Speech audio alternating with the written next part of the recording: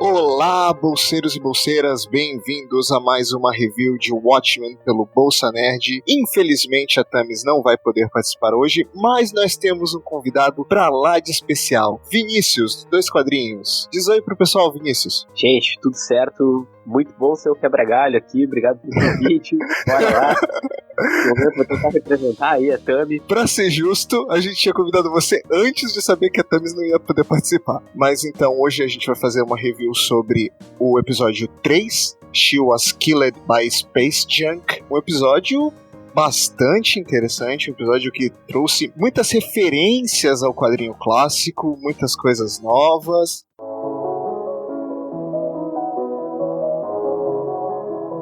Suas considerações iniciais, Vinícius. O que eu gostei mesmo do episódio foi o lance do quadrinho, né? Na verdade, assim, como eu não participei dos episódios anteriores, né? Eu até quero comentar que, cara, eu achei que esse projeto nunca ia pra frente. Porque os caras estão lançando uma série baseada, em vez de basear no filme, que é o que a massa já viu, né? Que seria algo que o público teria mais facilidade. Os caras estão baseando num quadrinho, tipo, que é uma mídia muito menor, né? Que um filme, uma série de TV, no sentido de alcance. Sim, e um quadrinho dos anos 80, um quadrinho mega conhecido, ok. Mas ainda assim é um quadrinho dos anos 80. Então, é um projeto bem corajoso. Bem corajoso mesmo.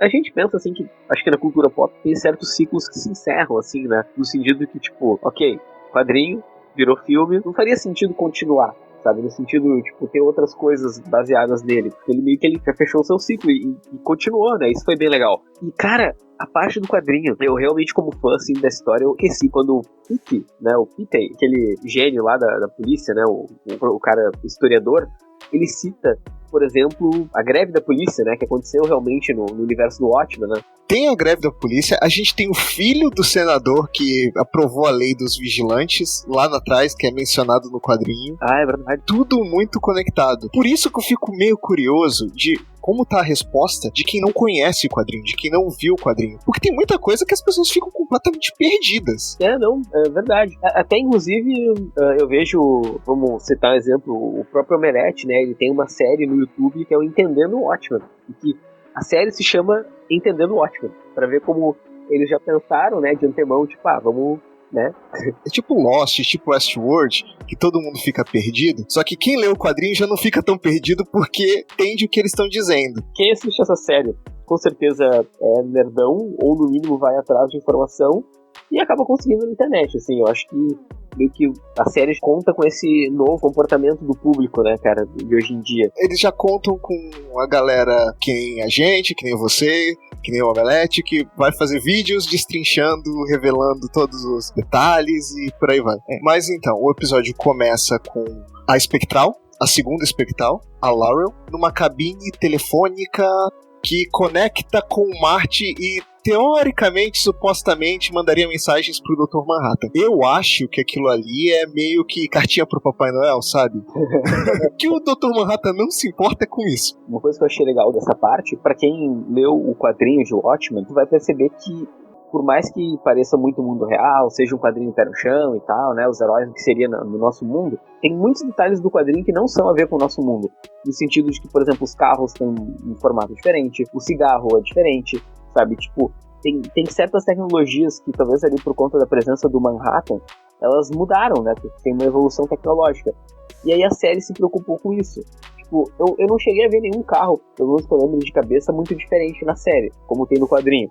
Mas a cabine telefônica, já meio que fecha essa parte da tecnologia avançada. Sim, até acho que no primeiro episódio eles falam, aqueles relógios que estavam dando câncer em todo mundo, teve aquilo, né, do Dr. Manhattan supostamente dar câncer nas pessoas e ter as tecnologias que, com a energia dele, que ele acabou desenvolvendo. Sim, boa. Mas então, aí a gente vê a Laurel conversando, mandando um recado, e ela meio que conta uma história, meio que tenta fazer uma piada, e ali ela, que é a filha do comediante, vamos lembrar. Inclusive, ela está usando o nome Laura Blake, não Laura Spizik, que era o nome que ela usa no quadrinho. Então, essa parte me chamou muita atenção, porque, bom, ela se casou com o Coruja, né, foi morar com ele e tal, e, pelo menos no quadrinho, eles assumiram outra identidade, né, eles se disfarçaram, no fim. Então tu fica pensando assim, cara, what the fuck, sabe? Tipo, ela poderia usar, por exemplo, o nome falso ela poderia continuar usando o nome da mãe, enfim. E ela foi escolher justamente do cara que estuprou a mãe dela.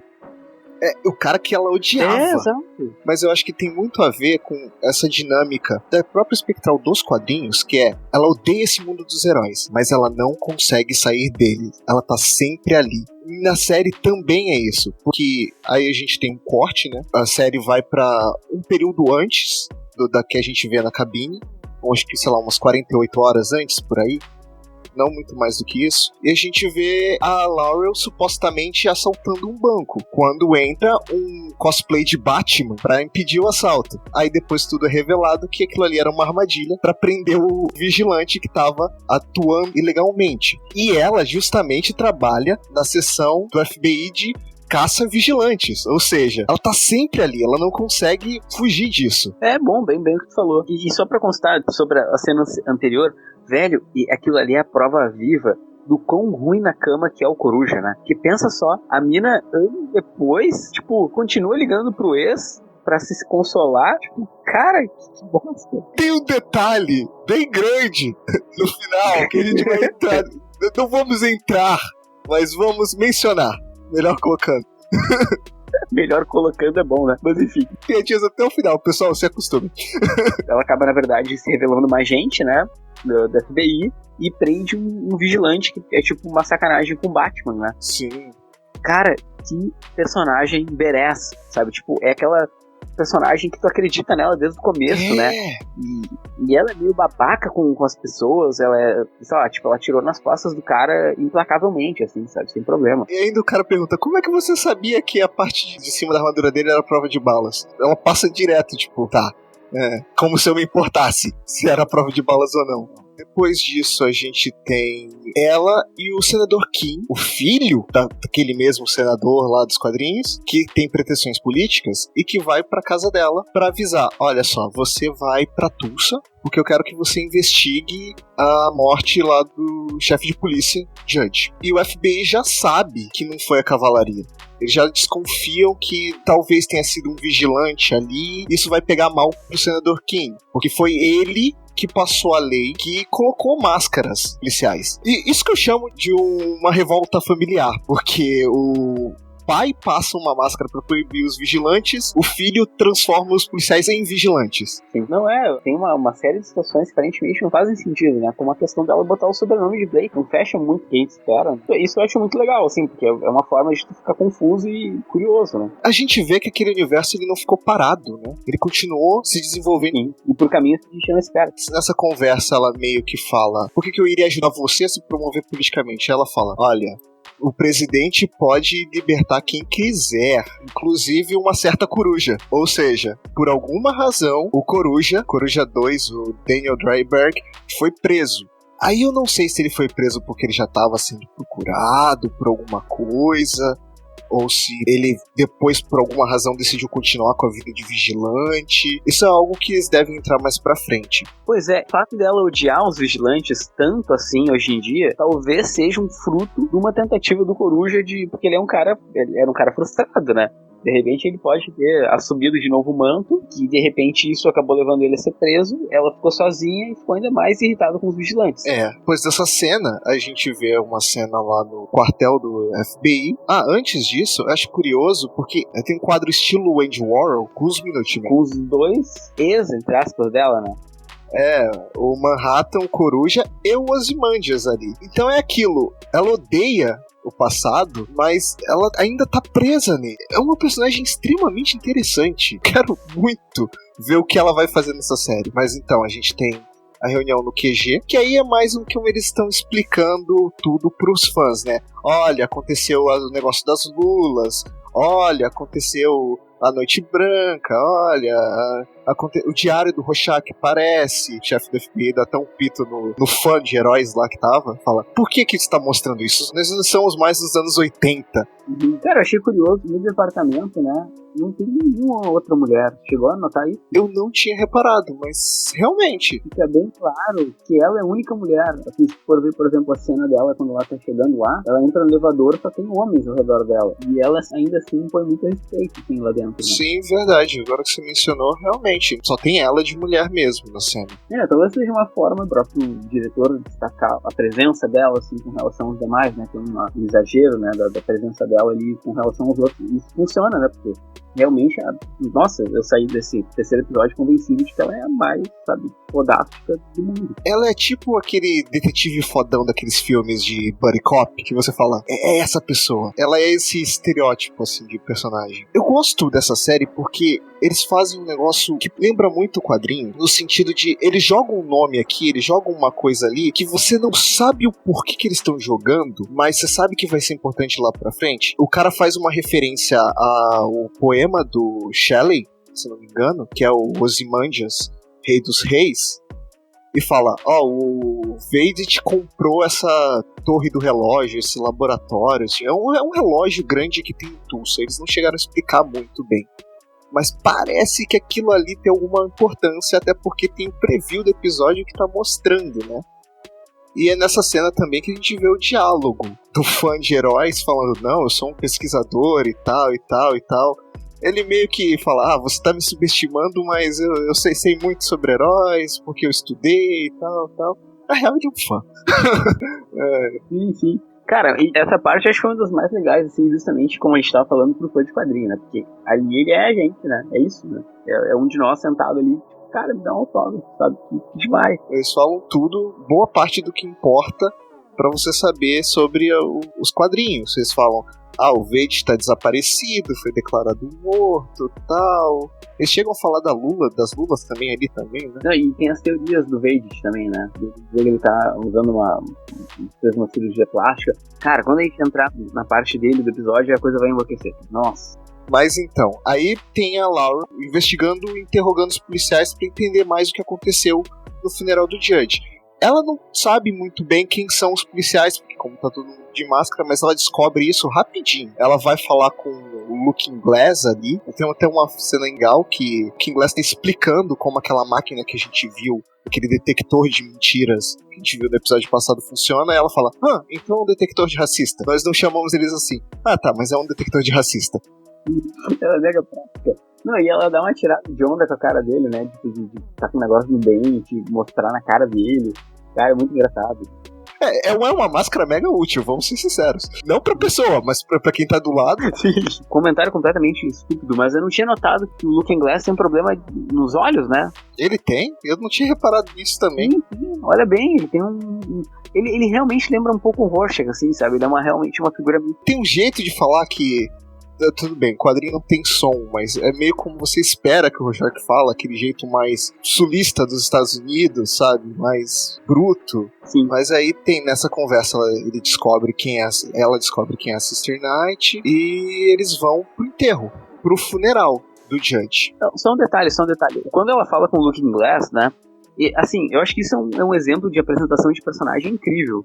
Porque, por exemplo, ela já sabe o nome dele, né? Antes dele mencionar, ela sabe o nome dos policiais sem necessariamente eles precisarem ir lá. E isso é bem legal, assim, é um jeito simples de mostrar o quanto ela é entendida, né? O quanto ela realmente é uma investigadora foda ali, porque ela conseguiu descobrir tudo que era um mistério e tal, questão de minutos. Foi só questão dela fazer uma tocaia ali e conseguiu. E sem contar o fato de que ela não esperava ir pra aquele lugar, né? Que ela tá indo no improviso e conseguindo as informações. Aí, agora a gente vai pra parte do enterro, né? Do policial que sabe-se lá como o cara morreu, né? Sim, que aí a gente tem o funeral do Judge, e no meio do funeral tá lá a Angela Abar. A gente tem uma conversa ali breve entre a Laurel e a Angela. A Angela tá meio assim, na defensiva, tipo, não sou policial e tal. A Laurel sabe que ela é policial, mas ainda assim ela não quer abrir o jogo. A Laurel chega e fala, qual é a diferença entre um vigilante e um policial mascarado? E a Angela não responde. Ela fala, pois é, eu também não sei. Não, aqui já se desenha um embate que eu acho que vai ser um dos melhores da série inteira, né? Porque, tipo, a gente sabe que a Espectral tá ali caçando vigilante. E, ao mesmo tempo, a mina fala, me aposentei há 3 anos. Mas a gente sabe que ela não se aposentou. Cara, quando isso começar a andar na série... Vários momentos de uma indicando a outra. Vai ser sensacional isso. Tá parecendo que vai ser a melhor dupla dessa série. E isso eu acho legal também como protagonismo feminino, né? Não é comum a gente ter uma série baseada em quadrinhos, principalmente, que a gente tem, assim, 2 personagens femininas como as principais, assim, né, num geral. Sim, e uma das mulheres é uma mulher negra, o que é mais raro ainda. Sim, sim. Não, eu inclusive vi canais do YouTube lá nos Estados Unidos reclamando da série, né? Principalmente por conta da protagonista. E, cara, ela é maravilhosa, assim, ela é muito boa. Eu tenho tanta preguiça do fã que quer que a obra fique intocável pra sempre e que nada mude. Um adendo aqui, meio off-topic. O pessoal reclamando porque transformaram o Rorschach, um personagem racista, homofóbico, fanático religioso, em um símbolo pra uma galera racista, fanática, religiosa e homofóbica. O pessoal tinha lido o Watchmen errado, não é possível. Exatamente, a gente tem uma série que muita gente vai dizer, lacração, tá colocando 2 mulheres como protagonistas. Não, cara, estão botando ótimas atrizes numa história que funciona, sabe, pra elas. Elas têm um background, tu acredita nelas, elas são fodásticas e tá ótimo, sabe? Não tem o que falar. Personagens muito bem escritos, personagens com nuances. Olha só quantas nuances a gente já pegou da Laurel, ou várias personagens, Laurie, aliás, não Laurel. Várias nuances também a gente tem da Sister Knight, da Angela Barr, personagens complexos, sabe? O fã tem que curtir mais e reclamar menos. Fica aqui a indignação. E aí, na parte do funeral, a gente tem Espectral de novo, né? Metendo bala e nem pensando 2 vezes, né? Do nada aparece ali um dos agentes ali com a máscara do Rorschach, né? Um dos caras lá da 7ª Cavalaria. Ele ameaça explodir com uma bomba no peito e a Laurie vai lá, né? A Laurie, e mete bala nele. Se ele tinha dito, se atirar em mim, se o coração parar, a bomba explode. E depois ela revela que não esperava que isso fosse acontecer, mas ela nem pensa 2 vezes. Ela dá uns 3 pipocos no cara, ele cai morto. E aí a gente tem a participação da outra protagonista do episódio. A Angela, ela age muito rápido. Eu fico impressionado com o sangue frio essa mulher tem. Porque a gente já viu ela atuando em umas situações bem tensas na série e ela mantém uma frieza, uma velocidade de ação impressionante. E nessa cena é igual, porque ela joga o cara do túmulo, que era pro Judge, e empurra o caixão, rapidinho, assim. E explode, voa cor pra tudo que é lado. Mas aí eu acho que tu tá errado, porque tu não tá dando crédito pra quem merece. Quem salvou a parada ali foi o Judge, né, cara? Óbvio. Sim. Quem segurou no pelo. Se ele não tivesse caído em cima da bomba... a gravidade e o Judge. Mas essa cena me deixou muito curioso, porque não é muito estranho o supremacista branco ter conseguido entrar ali tão fácil. Era tanta segurança que os policiais tiveram que deixar as armas. Aí, depois a gente fica sabendo que eles cavaram um túnel, mas mesmo assim, sabe? E esse supremacista branco, o que ele queria, na verdade, era sequestrar o senador. Eu acho isso suspeito. Não sei o que você achou, mas... Cara, eu achei dentro da possibilidade ali da série mesmo, assim, claro, o que pode ser, pode, mas eu acho que, pra mim, é um movimento normal da 7ª Cavalaria, né? Ainda mais porque os caras foram dizimados, né, no episódio anterior, né? Eu tô cada vez mais com a impressão que eles vão usar a Cavalaria como bode expiatório enquanto tem algum plano sendo desenvolvido. E eu não confio no Senador Kim. Ele com a imagem lá de galã, não confio nesse cara. O último galã bonitão que a gente viu jogou uma lula gigante no meio da cidade e destruiu tudo, né? Explodiu metade do planeta. E depois dessa cena, agora a gente tem a cena do Vedit. A gente continua vendo ele fazendo os experimentos. Eu acredito que ele tá tentando recriar o Dr. Manhattan, que esses experimentos são pra recriar o Dr. Manhattan. Tanto é que ele, você vai ficar aqui, quando o cara congela, quando um dos clones congela, ele fala, talvez eu preciso de uma pele mais grossa. Ele tá querendo fazer alguma coisa com esses clones. O meu palpite é que ele vai recriar o Dr. Manhattan. Você tem alguma teoria, alguma ideia? Cara, na verdade, se a gente for parar pra pensar, né, porque assim, o que aparece no episódio é que ele tá preso num lugar e tem um cara que ele escreve uma carta ali na parte do fim, que é chamado de guarda florestal, né? É Game Warden, o guarda do jogo, uma coisa assim. Pois é, então fica bem claro que ele tem uma limitação ali, que ele não pode ir muito longe, né? Ele tentou caçar ali os búfalos e o cara parou ele. Mas sabe o que mais me incomoda nessa parte? É porque assim, tá, tudo bem, a gente tem várias séries, filmes, enfim, com essa ideia de que o cara tá preso numa propriedade, se ele bota o pé pra fora, alguém atira nele. Até aí, tá, tranquilo. Só que ao mesmo tempo, ele tá tentando, aparentemente, pegar esses clones, ó, tipo, ele pega um clone e mete uma roupa espacial, rústica ali nele, pro cara tentar escapar, pelo jeito, por algum lugar, sabe? Talvez por debaixo da terra, sei lá. Então é muito estranho, porque, tipo, cara, se é só um maluco que tá atirando nele, não pode ser um lugar normal, sabe, onde ele tá. E esse Game Warden, né, já que você mencionou, me deixou muito, muito, muito suspeito, porque sabe o que me deu a impressão? E assim, adendo, isso é especulação, não é informação, eu posso estar 100% errado, e provavelmente eu estou, mas a gente tá aqui pra teorizar, então vou fazer isso mesmo. Eu fiquei com a impressão, por conta da carta, que aquilo ali é um jogo. Eu acho que o Veidt, depois que ele fez o que ele fez no final do quadrinho, ele se isolou, mas pra ter alguém que controlava ele, pra impedir que ele saísse de lá e fizesse algo de novo, ele contratou esse cara e eles começaram um jogo. Eu vou tentar escapar, você vai tentar me impedir. Gabriel, eu acho que não, cara. Porque ele é muito inteligente, ele não teria como encontrar um cara que sobrepujasse ele. A teoria é boa, mas ao mesmo tempo ele teria que encontrar alguém mais inteligente que ele. E eu acho que a única pessoa mais inteligente que ele é o Manhattan. Seria esquisito ele encontrar outra pessoa. Pode ser um clone. Ele pode ter feito um clone, pode ter feito alguém geneticamente modificado só pra esse propósito. A gente já sabe que ele sabe fazer tudo de genética, né? Peraí, poderia ser um clone dele mantendo ele prisioneiro, então. Poderia. Só que eu acho que só poderia ser ele mesmo. Com certeza o Game Warden não é aquele cara de máscara que a gente viu. Aquilo ali é um capanga. Eu não sei, pode ser. Me parece que ao mesmo tempo que ele tá preso ali, sendo mantido cativo, ele tá se divertindo com aquilo. É um jogo pra ele. Pode ser que ele é tão inteligente que qualquer um que mantém ele cativo, mesmo que contra a vontade, aquilo ali vai virar um jogo pra ele. Mas isso me levantou mais uma questão nessa série. E eu fiquei muito, muito, muito curioso.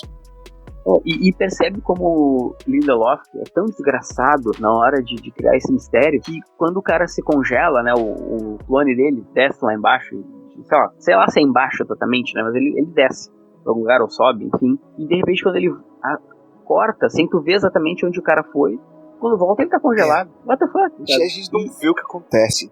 E assim, ó, pensa, se é um lugar que é difícil de escapar, tanto é que tem gelo embaixo, pra que tem que ter um guarda? Entendeu? Não fecha muito bem assim a lógica. Curioso, é realmente o tipo de questão que eles fazem pra gente ficar teorizando, ficar esperando uma resposta que só vai vir no final da temporada. Agora, sobre o Veidt especificamente, eu não sei você, mas eu estou amando essa versão extremamente afetada que o Jeremy Irons faz. Jeremy Irons só sabe atuar assim? Verdade. Mas eu adoro, eu sou muito fã. Cara, ele ficou velho, né? O que eu vou dizer? Ele ficou velho. Ele ficou velho, ele ficou entediado.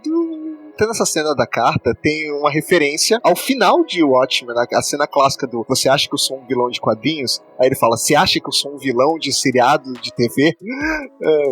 Cara, não, e outra, que visual maneiro o dele quando ele coloca a roupa de Ozymandias, né? Sim, eu adoro. É brega, mas tem que ser brega, sabe? Aquela coisa que você fala, é isso. É brega, mas faz sentido. É muito foda. Cara, mas é brega no nível de dizer, tá, é o uniforme do quadrinho. Eu gosto do Snyder, sabe? Eu gosto do visual do Snyder. Mas isso aqui é pegar o quadrinho e transpor, sabe? Tipo, é tão vagabundo quanto deveria ser um cara fazendo isso de verdade. Sabe? Exato. Te causa a mesma estranheza, tipo, de você não levar a sério o cara. Só que ao mesmo tempo você não leva a sério o cara matou metade do planeta.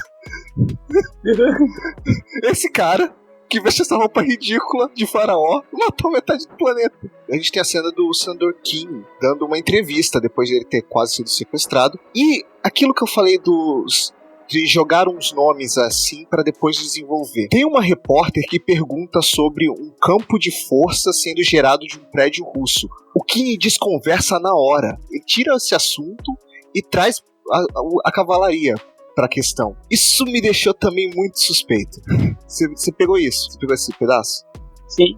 Ele sai do assunto, né? Ele diz que Ele queria falar da cavalaria. Parece muito político que não sabe responder ou não quer responder e foge pela tangente, joga a culpa em um partido político de esquerda. Pra trazer pra uma realidade brasileira. Na verdade, assim, não fica claro nem o contexto de onde é essa questão russa, assim, né? Se é algo que de repente tá nos Estados Unidos, mas ele tá controlando, ou se tá realmente na Rússia. Lembrando que ainda existe União Soviética nesse mundo, né? É mencionado no outro episódio que eles falam Leningrado. Se tem Leningrado é porque ainda tem União Soviética. E tem uma pequena chance aí, né? Que assim, se tu for ver a Wikipedia lá, né? Tipo, é citado que o diário do Rorschach foi publicado, as pessoas viram e não levaram a sério. Sim, só quem levou a sério foram os supremacistas. Só os supremacistas. Mas e se o pessoal lá da União Soviética olhou, esse diário aí parece história curiosa? Assim, eu acho que, sei lá, o pessoal cabeça da CIA, do FBI, da KGB deve saber da verdade, mas o grande público não. Sim. Depois disso a gente tem uma cena muito legal, que é mais um embate entre a Laurel, a espectral, e a Sister Night, a Angela. Ela faz um negócio, ela faz igualzinho o que a Angela fez no segundo episódio com o Will. Pega o café do pobre do historiador / agente do FBI, o cara na noite, no frio, perdeu o café dele. Isso é crueldade. E vai falar com ela, oferece um café pra ela. Aí elas começam a conversar. Nesse diálogo, ela fala que ela foi na casa do Judge, que descobriu um compartimento secreto no armário. Aí a Angela, como é que você descobriu esse compartimento? Aí tem mais uma referência ao comediante. Isso é genial. Muito bom. Que quando meu pai morreu, descobriram um compartimento secreto no apartamento dele, então eu sempre checo. Aí a Angela dando-se desentendida. O que tinha lá? Ela, não tinha nada. Mas você sabe, o que tinha lá que você pegou? Ela não fala. Elas ficam medindo forças. É muito legal essa cena. E ela não bebe o café. Porque ela não quer dar DNA pra Laura fazer nenhum tipo de exame, nenhum tipo de teste. Que foi o que a Angela fez no outro episódio. Não, mas peraí. Não é que ela não bebe o café. Ela joga o café fora na frente da mulher. Joga na frente. Eu queria também um baita desperdício de café. Eu sou time café. Eu acho que essa série ela tá com um nível também um pouco artístico, né? Ao mesmo tempo que no sentido de não ser só uma filmagem simples, mas só tem vários takes inteligentes, né? Tem aquele take dela no quadro, ocupando a posição da espectral, e nessa cena tem um take onde os olhos da coruja estão nela, né? Sim. Aqueles óculos de raio-x de visão noturna que a Angela usa pra encontrar lá o armário secreto do Judge. Eles pegam um take de baixo pra cima dali e realmente parecem os olhos da coruja mesmo. E é interessante que, ao mesmo tempo, além da questão dos olhos da coruja, ela tá pequenininha, né? Porque, tipo, ela fica uma coisa muito pequenininha. O cinema brinca muito com as proporções, né? A Angela foi lá, diminuiu ela, né? Ela não teve como pegar o DNA dela, e resultado ela fica pequena, né? No enquadramento. Aí a gente corta pra Laurel solitária, que aí a gente vê o quanto os eventos que sucederam Watchmen abalaram ela. Porque ao mesmo tempo que ela é essa mulher forte, independente, que faz e acontece, ela sente falta de alguém na vida dela, porque ela tá sozinha. O primeiro marido foi pra Marte, o segundo foi preso, e ela não tem mais ninguém. E no começo do episódio, a gente não falou, aí é sacanagem dos criadores, mas tem que ser mencionado. No começo do episódio, ela abre uma mala e a gente não vê o que tem, só vê que tem uma iluminação azul. Tipo a maleta do Pulp Fiction, que abre e tem um negócio dourado. A partir disso a gente pode especular o que tinha na maleta do Pulp Fiction. E no final ela abre e tem, digamos, como posso falar, algo pra dar prazer a ela bem grande, imitando o Dr. Manhattan. Isso foi muito bom. Isso fala muito sobre o Coruja. Coruja, você é um cara legal, mas você perdeu pro Dr. Manhattan, perdeu. A gente já viu o Dr. Manhattan, aquela versão ali é exagerada, mas... exagerada porque ele não tinha ficado grande, né? Pode ser. Apesar que ele pode ter o tamanho que ele quiser, a gente esqueceu desse detalhe, né? Exatamente, exato. Ele pode ser quantos ele quiser e o tamanho que ele quiser. Mas tirando as piadas de pinto, ela desiste do brinquedinho e bate na porta do fã e os dois transam. Só que, tipo, depois bate uma culpa. Tipo, que merda eu fiz? E ela corre pra cabine pra mandar uma mensagem. E aí que essas piadas que a gente tava ouvindo desde o começo do episódio é ela falando com o Dr. Manhattan. No sentido de meio que, sei lá, tentar se reconectar com ele, desabafar com alguém, que ela teve uma conexão durante um momento da vida. Só que na real a conexão era sempre dela com ele, mas nunca dele com ela. Ela meio que fala isso, você nunca se importou, você sempre esteve distante. Então, até o momento em que, de repente, ela meio que sai da ligação, né, e tal, meio triste, e de repente cai do céu um carro. Que é o carro da Angela, que é o carro que levou o Will. E a gente vê uma luz amarela no fundo indo embora, que é a mesma nave. Duas coisas. Alguém jogou de propósito na frente dela, ou foi coincidência? E a Angela tá muito ferrada porque ela vai localizar esse carro, ela vai saber que tem a ver com a Angela. Não, então, mas não vai adiantar. Só se, sei lá, dentro do carro tiver uma cadeira de rodas. Alguma coisa. De repente. Alguma coisa do Will. Porque, na verdade, a cadeira de rodas, se eu não me engano, ela coloca no porta-malas, alguma coisa assim, né? Ela coloca no porta-malas, a cadeira de rodas tá lá. Com certeza ela vai encontrar e vai associar a Angela a uma cadeira de rodas. Ela já tinha dito pra Angela que encontrou marca de cadeira de rodas na grama. Cara, mas eu acho que foi... Putz, porque assim, tem algumas hipóteses aí. Se foi o Manhattan que puxou o velhinho, lembra? De repente, foi o Manhattan que entregou o carro pra andar a investigação dela. Faz sentido? Eu não acho que foi o Manhattan, porque o Manhattan, ele é sempre... Os poderes dele são sempre relacionados à cor azul, né? E o que a gente vê é amarelo. Ah, é amarelo. E pra que ele usaria uma nave, né? Se tem uma coisa que ele não precisa é de nave.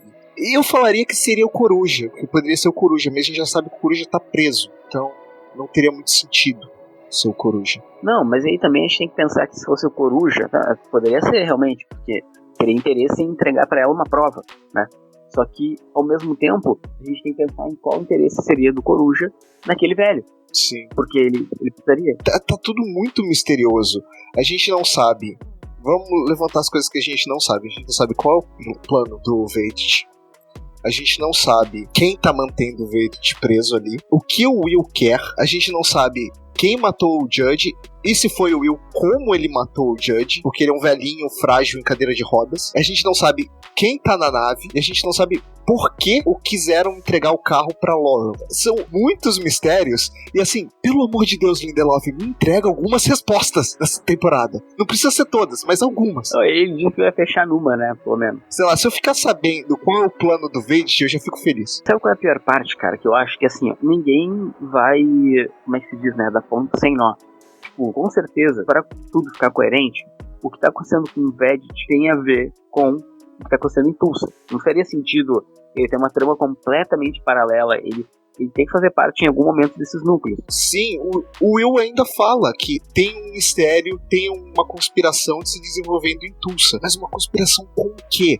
Provavelmente envolve o senador. Mas o quê? O que tem a ver os russos com isso? E de novo, eu fico muito feliz que eles estão seguindo um jeito de contar a história do quadrinho, que é você ir jogando detalhezinhos que não parecem importantes, e quando você vai ver lá na frente tá tudo conectado. Foi assim com o cargueiro, foi assim com da banca de jornal, e é feito de uma maneira fluida, que não parece forçado, sabe? E um outro ponto que eu ia comentar, que me chamou um pouco a atenção, e posso estar, de repente, aí puxando uma teoria, eu acho que o Will, né, o cara velhinho de cadeira de rodas, ele pode ter alguma relação com Manhattan, porque se a gente for ver, tem o nascimento dele, lembra? Sim. E, apesar de todas as expectativas ruins ali, ele sobreviveu, a princípio ele é importante dentro de Tulsa e dentro do movimento negro, e aí o Manhattan poderia, porque tu viu que no Watchmen, o que faz o Manhattan se voltar pro lado das pessoas, né, dos humanos de novo, é a improbabilidade do nascimento da Espectral. Então, de repente, o Will é algo que o Manhattan se relacionou com ele de algum jeito, assim, eles têm alguma amizade, algum plano, alguma coisa assim, justamente por ser esse nascimento improvável. Faz sentido. Eu acho que deve ter alguma conexão, sim. Mas eu só não consigo pensar qual seja, sabe? Porque o que o Manhattan ia querer com a humanidade de novo? O Manhattan falou que ia criar a própria humanidade dele, que ia fazer próprio universo dele. Então, como é que isso pode estar relacionado? Será que eles vão entrar nisso? Será que vai ter um universo paralelo aí também? Pra dar mais nó na cabeça de todo mundo? Ó, eu só sei uma coisa. Eu sei que no próximo episódio tem catapulta. Eu sei que no próximo episódio tem mais japonesinho. Tem mais aquele relógio lá que a gente viu. Tem mais daqueles museus digitais legais que a gente viu. E tem um negócio que é muito parecido com a câmera que o John Osterman virou o Dr. Manhattan. Você reparou? Não? É um frame muito rápido. Sim. E tem muito a ver com o Desmond também, preso na cabine, né? Lá em Lost. Bom, eu não vi Lost todo, então eu não sei, mas é capaz. Então, mas o que eu ia dizer também é que tem a Misty Knight. A Angela como... A Sister Knight. A Sister Knight, obrigado. Caminhando junto com a Espectral. Numa boa. Ou seja, vamos ter mais da melhor dupla dessa série, o que é sempre muito bom. Bom, eu acho que é isso por hoje, pessoal. Muito obrigado, Vinícius. Volte sempre, tá sempre convidado, as portas estão abertas, é sempre um prazer. Esperamos trazer a Thames de novo, da próxima vez aqui, se tudo correr bem. E pra encerrar, vamos dar notas pro episódio. De 0 a 5, quantos detectores de racista esse episódio leva? Mas, cara, 5, não tem o que falar. Me trouxe a alegria do quadrinho, me trouxe, como tu mesmo estava dizendo, a história evoluiu, sabe? Cara, tá ótimo, tem as teorias muito loucas. Eu só tenho uma preocupação: tudo tem que ser bem explicado. Esse monte de coisa louca que tá acontecendo, se alguma coisa não bater, que nem aconteceu em Lost, cara, vai ser uma decepção. Sim. E são 9 episódios, né? Ou seja, já foram 3, já foi mais de um terço da temporada. Eles devem renovar, com certeza. Eu não acho que eles vão investir tudo que eles investiram, criar o hype que eles criaram pra fazer uma temporada pronta e acabou. Acho que nem que eles sequestrem a família do Lindelof e obriguem ele a fazer uma segunda temporada, eles vão fazer, mas tem que dar algumas respostas nessa primeira temporada, sim. Eles têm que amarrar algumas coisas, porque por enquanto tá tudo disperso. A gente não sabe como essas coisas... A gente sabe que elas vão se juntar, mas não sabe como. Bom, eu gostei muito do episódio. Eu vou ficar parecendo um fanboy aqui dando 5 pra tudo que é episódio, mas eu vou dar 5 também, 5 detectores de racista. Porque, cara, a Laurie é foda demais. Ela não era a minha favorita no Pinho, mas depois desse episódio ela passou a ser. Bom, é isso, pessoal. Até a próxima. Tchau. Voltamos semana que vem. Nessa mesma hora, nesse mesmo bate-canal. Tchau, gente. Valeu.